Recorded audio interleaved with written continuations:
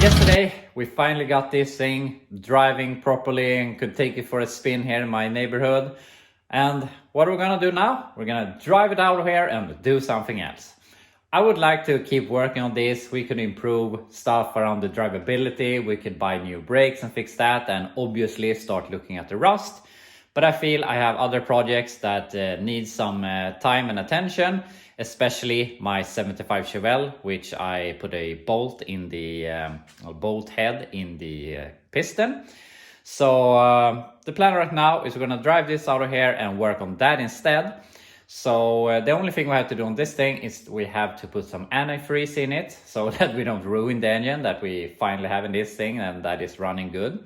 So I'm gonna go ahead and do that. Then we're gonna drive in the 75 Chevelle that I'm really looking forward to work with. I'm emptying out the water and it doesn't really look that nice, but I mean, it would be nice to flush the system, but yeah, I don't wanna do that right now.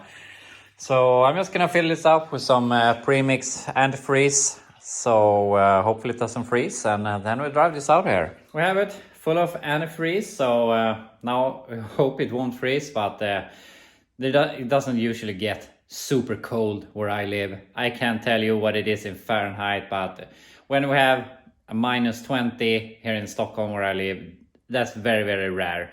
We often are just below freezing point, so it's not going to be any problem. So I have also cleaned up in my tent so that this will fit. I really need to clean out my tent properly, but we'll do that when it gets warmer outside.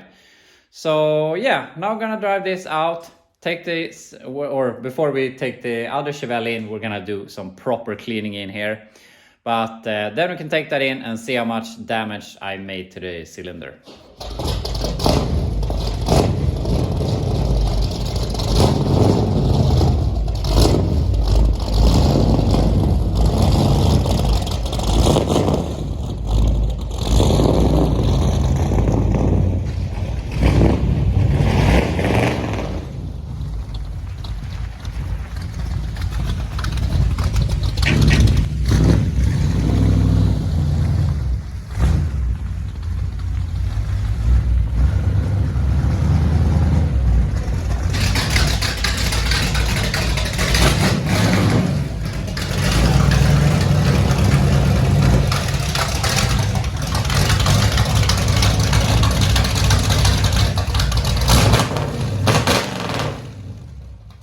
I know I'm a bit silly that with loving these loud exhaust and stupid cars, but just this morning, and that I knew that I was going to drive this out of the garage, it just makes me happy and excited to go out and start the car, hearing the cam, hearing the exhaust, just putting it in reverse with the manual and letting off the clutch, and just that feeling in your body, and you're excited for it. And when I bought this thing, and a little bit before I continued with the English videos, I was talking to my Swedish viewers and about the rust on this thing, and a lot of people said that I should have not put in the engine because it would have been easier to fix the front windshield hole where all of the rust is, and mainly start with the rust. And I told them that I really don't want to start with that. I want to make it drivable, because now I'm really excited to work on this car, and I can drive it into the garage. I can start doing some rust repair, and if I get bored, I can start it, drive it out of the garage. I can take it on a spin through the neighborhood to get some new motivation. And that's something I always try to do with my projects. Keep the projects as pinpointed as possible. Now we're doing this, and when we're done with that, I still want the car, or want to make the car drivable again, so it always feels like a car. A lot of people, they buy a project and they blow it to pieces. They remove every nut and bolt on the whole car, and then they can come out to the garage 2 weeks later and just see how much work they have to do before they can do anything else. So they get demotivated. That's why I always try to keep it as much of a car, as drivable as I can. I mean, if we did the brakes on this thing, it would be fully drivable on the road. If we gave it a day or two with the electrical, we would have charging, lights and stuff like that, and then it would really be able to drive on the road. I mean, we could weld in some straight pieces of metal to have some floor and do some small stuff and really get this street legal and use it instead of just getting stuck in a garage fixing some stupid rust around the windshield, which I obviously have to fix, but you get my point. We can drive without a rear window, that's no problem. We could glue a piece of plexiglass or something just so that you can drive it and enjoy it instead of being a burden in your garage. But anyway, that's it. Just I wanted to pinpoint a little bit how I think about my projects. But yeah, I'm really excited to keep working on this, but I'm also excited to work on other stuff. But what I'm not excited to work on is Shelly, the 75 Chevelle, which unfortunately we have to do right now. So I'm gonna go ahead, do some proper cleaning in my garage, then we can drive that. So I'm walking here back and forth, putting stuff back in the containers, cleaning the garage, and just getting rid of stuff so that we can start on in a fresh garage with the 75 Chevelle. And as I do that, I walk past these two cars when I'm cleaning, and I have an idea about these two cars and I want to talk with you about and hearing your opinion. I have been trying to sell this thing for 1,500 bucks. It is running and driving, but it's pretty rusty. It has a 2.5 liter turbo diesel with a 5-speed manual transmission in it, and as I said, runs and drives. I bought it to remove the plow from it, which I have done. I sold it once, got a deposit on it. He skipped the deal, so I kept the money. So in considering that I bought it to take the plow, and now that I actually have gotten some money for it, I also sold something else from it. So I don't have much money in it, and as I said, since I took the plow, I'm basically thinking it's free. But I mean, I could get some money for it. I have said to myself, if someone doesn't pay $1,000 for it, it can stay. But I don't want to have it. I want it gone. I want the space. I have no feelings for a Mitsubishi Pajero. So I'm gonna get rid of it in some way. And I also have my 71 El Camino here with a 70 front clip on it that is sitting without a drivetrain. It is currently registered with a 6.2 liter Chevy diesel, but as I said, doesn't have one at the moment. And I have tried to sell this thing for 4,500 bucks. It has some pretty bad rust in the frame, which a lot of people are afraid of. So I haven't gotten any deal on a buyer for that. I have got some stupid offers for 2,000 or 2,500 bucks, which obviously I haven't accepted. And stupid questions, a lot of stupid questions. So I still have both these cars, and I really love the El Caminos. My first proper American car was a 69 El Camino when I was like 17. So I really love El Caminos. I have already sold this thing once and regret it because I felt that I didn't save it. I wanted to make it run and drive and feel that I have saved it from being junk. So I think you're getting where I'm going here. I have an idea that I'm gonna take that 2.5 liter turbo diesel, put it in that thing, and being a small diesel engine with a manual transmission, which has an overdrive on 5th gear, I think in that car that is actually lighter than that one. So I think it's going to be it's gonna be slow, but it's not gonna be painfully slow. It's gonna be great in fuel economy, and it's a cool car. I can drive it year round. I don't have to have any bad conscience because it's already rusty and have been rust repaired and all of that.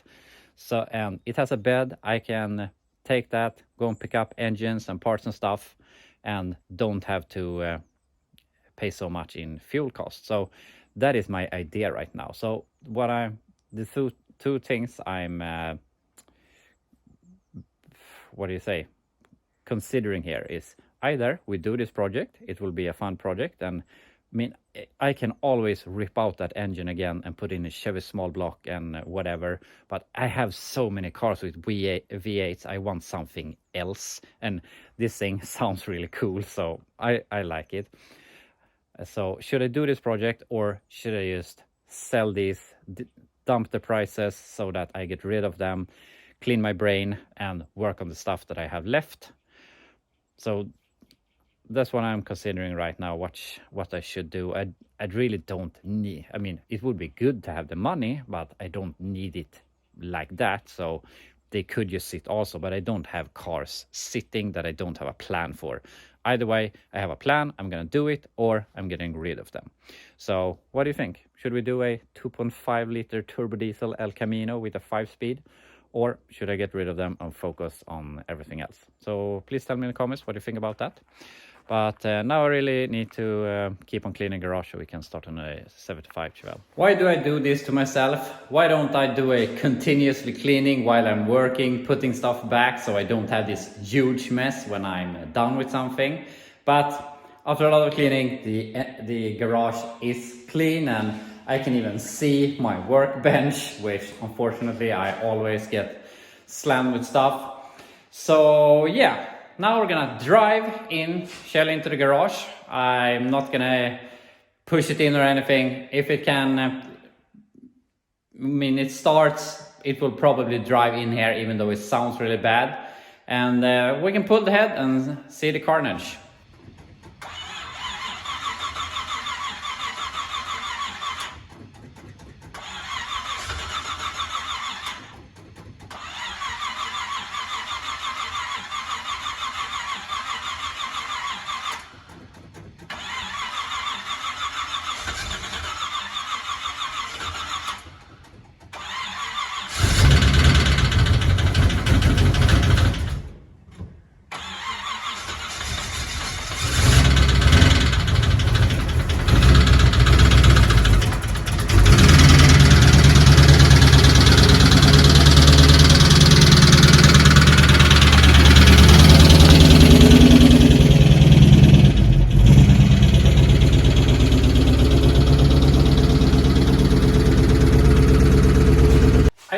Want to love this thing, but it's obvious that it doesn't love me. I've had so much issues with this thing that I think I could have lived without. I mean, this thing as it sits with the engine I got in it, which I robbed from a van and sold all of that stuff, and it is inspected and fully driving besides me ruining the engine. But I have less money in this sitting fully ready than I have in just buying the 69 as a roller. So it's so much car, muscle car, whatever you want to call it, for the money. It doesn't look as good as a 69, but I think it's cool, ugly, it has its own thing.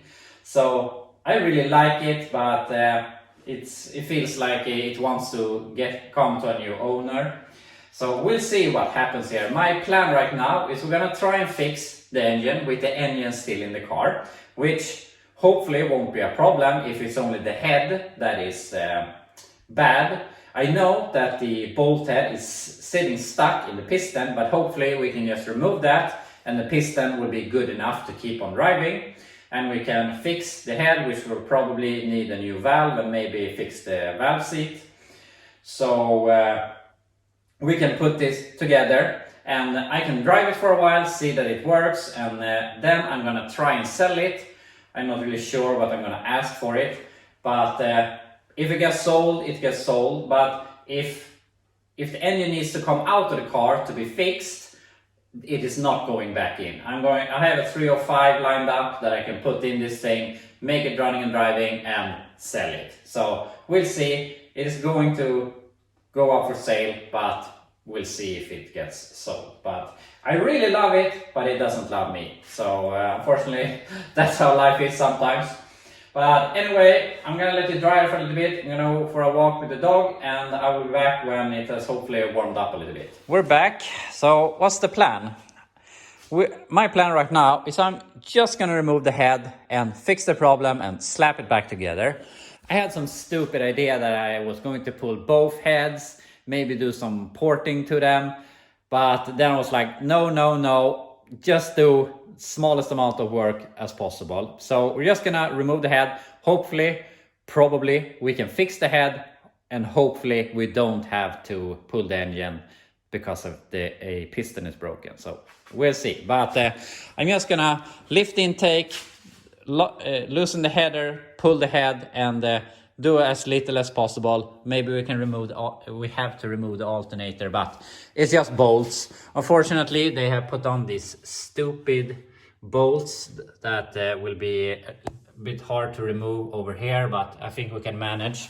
But something that's so sad, because when I live in Sweden.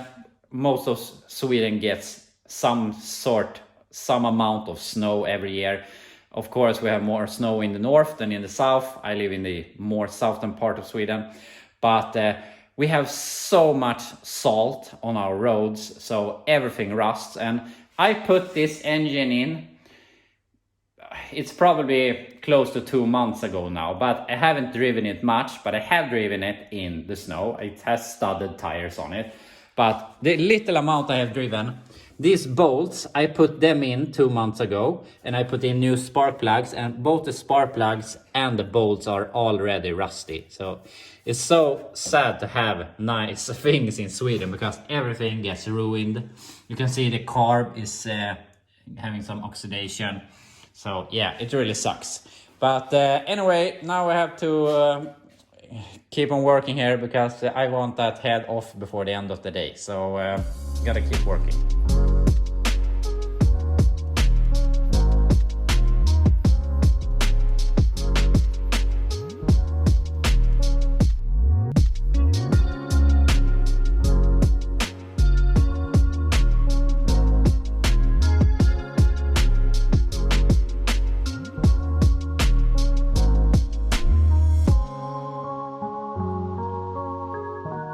So we have the head off, we have it on the bench, and we're gonna look at that. But I took the number 4 cylinder to the top, and here we see the bolt for the needles on the Edelbrock carb. And I mean, it's stuck there, we're gonna remove that, but other than that, I don't think it looks all that bad. Of course, we have some markings, but nothing we can't live with. So I'm really happy with that. I think the bottom end is 100% savable. We do not have to take it out of the car and do something with it. So I'm really, really happy with that. So we're gonna try and remove that. But before that, I just wanna tell you something about this engine. I bought a Chevy van, a G20 van, that had this engine in it. And I knew it was an built engine. It was not the owner that had it that had built it. He bought it from the guy who claimed he built it. And I came in contact with him that built the engine. And he said that he had lowered the compression on the engine because he wanted to run with some sort of blower in the future. But obviously he sold the car or the truck, the van. And it never became anything of it. But the story is that this is supposed to be a lower compression for boost. And obviously we have some flat top pistons, and I saw that through the spark plug holes, but I thought maybe they don't go all the way up, but obviously they do. And we only have 2 valve reliefs, nothing on the other side. So I would say this bottom end is built for pretty high compression. I mean, flat pistons is what you were running in the late 60s on the high performance stuff. So I would say this is a fairly high compression engine. And it is supposed to be a 383 stroker. Now we can go ahead and measure the stroke, because I have no receipts or anything, but that is the story. But it's supposed to have some cam, the stroker kit. Obviously the pistons has been changed. I know nothing about the rods. It has roller rockers. So obviously someone spent a lot of money on this engine. We had an Edelbrock intake, Edelbrock carb. We had an MSD distributor. We had a mini starter. So obviously someone has spent a lot of money on this engine. So with that said about the compression and everything, on this engine there are some double hump heads, which also bumps up the compression a fair bit. It only has 64cc combustion chambers in comparison to like on this 69 Chevelle with the 400, or the engine that was in this thing that had 76cc combustion chambers. So I would say this is with that bottom end and those heads, I would never call it a low compression engine, but it's not super high compression, but it is a decent amount of compression, nothing to be ashamed about. So I have no idea what he's saying about the low compression. I'm not, maybe he remembers wrong or is remembering something else, but either way, that is the situation we have right now. We have a 383 stroker, we don't know yet, with high compression pistons and some heads for high compression. So I believed that one of the valves was hanging open. I was 100% sure. I never lifted the valve cover, but if you look here, we don't see any valves open. And obviously this is our cylinder, and we have some markings, and here we obviously have what was making the horrible sound. So I mean, it got stuck in the piston and it had nowhere else to go, so it's a smacking against the head. Maybe eventually it would have self-cleared, but I was so certain that we would have issues with this intake valve, but I can't see any problem. So I'm gonna go ahead and pull that valve and look at it. But I really believe that we can only put this together with some new gaskets, remove that thing in the piston, and be good to go. So I'm really happy with that we don't have to have a cracked piston and super bad head. In this case, it's fortunate that we have iron heads instead of aluminum heads, because aluminum heads would definitely take in more damage. But yeah, overall, I'm in the, what do you call it? In the circumstances that we are right now, I'm pretty happy, even though I would have liked to not have these problems. But anyway, I'm gonna remove this valve and we can check if the valve seats are bad. So I got the intake valve here and I can't see any signs of it being damaged or pinching the bolt head when it went in. So that's good. And also I can't see anything here either that would indicate that it has been pinched in the valve. So that's really good, I guess. We can see they have done some light porting on the heads to improve flow, nothing major. But I don't know what to tell you. I was 100% certain that we had a bent valve, but I can't see any indications of that. The valve seems to be straight. Obviously we saw that it goes nice into the seat. Are these 100%, what do you call them? And does they have any leaks in general? I don't know. I'm not gonna put too much effort into this. I want to slap this back on and drive the car. I mean, if I start doing valve seats, I'm going to have to pull that head and do all of them. So I think this is going to just work great if we put that valve back in there. But please tell me in the comments if you have any other ideas. But besides that, we still have this little fucker stuck in the piston. So I'm gonna take some pliers, see if I can remove that. And after that, we see what more we can do. But hopefully we can get it out of there. I was contemplating if I just file it down and let it be. But I'm gonna try and get it out of there and see how bad it is. So I got this out of the piston. And we can see it's really flat, and it actually hadn't made as deep of a hole as I thought it would have, so I'm happy I removed it. I'm probably just gonna file this rough edge here down a little bit and call it good. So I'm really happy with that. And if we compare this little thing with how it used to look, you can see it's really smashed. And that's where it was, and then it got sucked in.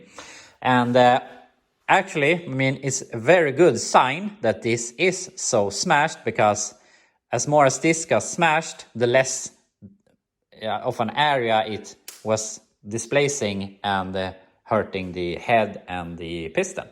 So I'm gonna say that we came off pretty easy.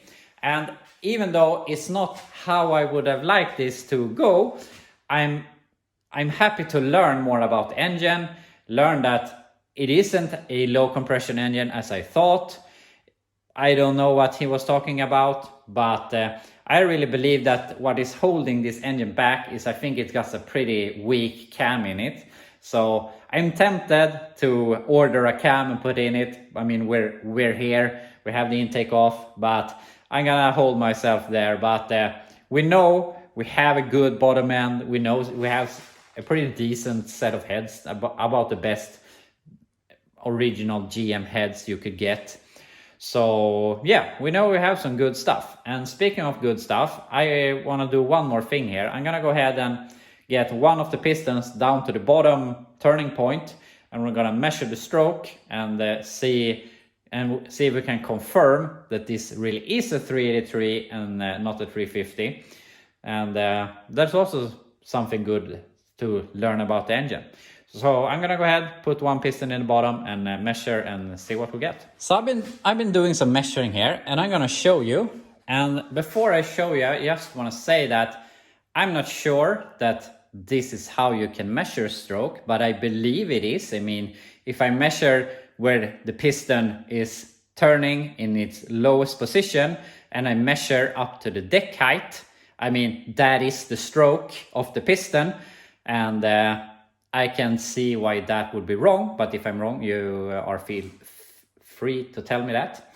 But anyway, if I hold my camera down here and I have my measuring stick here, you can see we have 3 and 4 inches here. And yeah, I have to point that out. I checked, and a 350 is supposed to have 3.48 inches of travel and or stroke, and a 383 and a 400, as we have in the older Chevelle, is supposed to have a 3.75 inch stroke. So with that said, 3.48 or 3.75. So if we put it down here, we can see that we are at 3.5 inches. So with that said, I have checked this cylinder. Then I was like, what the hell is this? So I checked that one, and now I'm checking this again. So I've done this 3 times and getting the same result. And obviously 3.5 inches or 3.48 is about the same. And it's a lot closer from 3.5 to 3.48 or instead of 3.75. So I don't know. Am I doing something wrong? I don't think so, but I really believe that there isn't a stroker kit in this thing. So this engine is such a mystery. It's supposed to be low compression, but it's high compression. It's supposed to be a 383, but it's a 350. And I mean, there's been 2 owners in the middle here. I don't think the owner that I bought it from had nothing to do with the engine. I think it's the guy before. Has he mixed it up with some other engine, or is he lying? Why would he do that? Is he just misremembering? I don't know. I'm not mad. I don't care. I bought this as a chance. I didn't know what hell it was. It was just I could see that it was a 350 in a van with the double hump heads. That is about what I could see.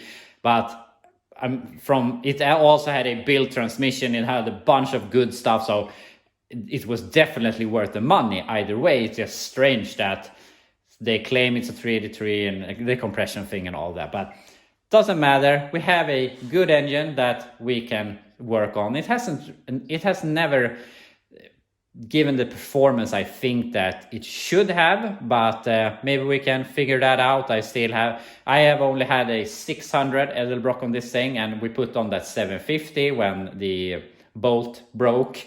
Maybe it wants that 750, maybe it is restricted with the 600.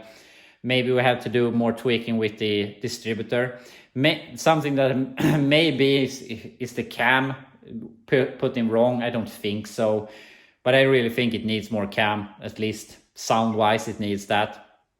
But either way, so as I said, I'm really happy with this thing, and as I'm working with this thing, I'm falling in love with it again. And I haven't showed you much about this car, but it has been fighting me every step of the way. First, the engine threw a bearing, so it started to knock, so I changed to this engine, and I have blown one of the heater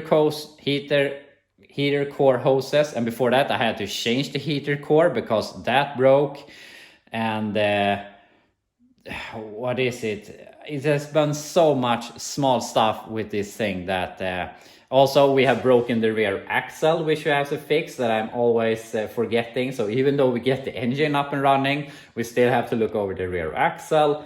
So it is considering how short amount of time I have owned this thing, I have had a lot of troubles. But it is an old car. It's how it is owning old junk, especially when you're doing burnouts and stupid shit like that. So yeah, it is what it is. But anyway, I'm really happy. I mean, it was too bad that we lost that bolt, but all in all, I think we've been working 2.5 hours on this thing. So give it 3 more hours in a cylinder head gasket and a set of intake gaskets, and we're back on the road again, and we have learned a lot about our engine. So I mean, in the end, I think it was a good experience, even though we could have lived without it. So anyway, I'm gonna leave it there. I really hope you enjoyed watching it, and next week I will be back when we're gonna slap that head back on and do some burnouts with Shelly. So see you next week.